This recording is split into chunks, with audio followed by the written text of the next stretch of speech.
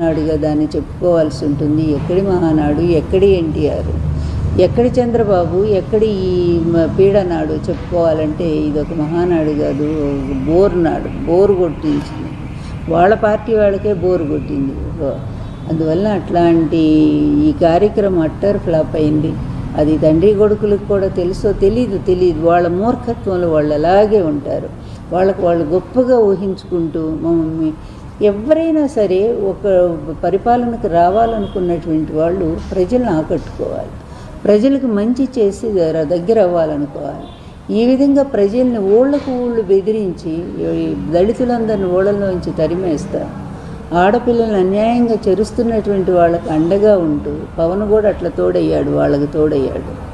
ఈ ముగ్గురు కలిసి ఈరోజు రాష్ట్రాన్ని ఎంత సర్వనాశనం చేస్తున్నారంటే, సర్వనాశనం అయిపోయింది ఆల్రెడీ. ఎక్కడికో పోవాల్సినటువంటి ఆంధ్రప్రదేశ్ ఎంత పెద్ద పెద్ద పరిశ్రమలు వచ్చినాయో అవన్నీ ఇప్పుడు ఎక్కడున్నాయో కూడా అడ్రస్ లేకుండా కేవలం ఒక ఎవరో కోసం పెద్ద పెద్ద పారిశ్రామికవేత్తలను కూడా తరిమేసే పరిస్థితి ఈరోజు. ఆ బాంబే నటి ఎవరు, ఆమె కోసం అటువంటి జిందాల్ సంస్థనే తరిమేసినటువంటి ఘనత ఒక చంద్రబాబుకే దక్కుతుంది. నా దృష్టిలో ఈ చంద్రబాబు రాజకీయవేత్త కాదు. అలాగే లోకేష్ అంతకంటే చెప్పాలి అంటే అసలు అంత పనికి మాలినవాడు, పరమ పనికి మాలినవాడు. అట్లాంటి వాడిని ప్రజలు ఎవరు కాదు, పార్టీ కూడా ఊహించలేదు.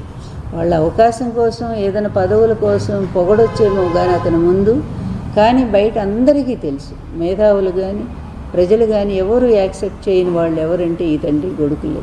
వీళ్ళు ఎప్పుడు కూడా స్వతహాగా గెలవరు, అవకాశవాద రాజకీయాలతో ముందుకు వచ్చేటువంటి వాళ్ళు. అందువలన జగన్ను తిట్టడానికి మహానాడే అవసరం లేదు. మహానాడులో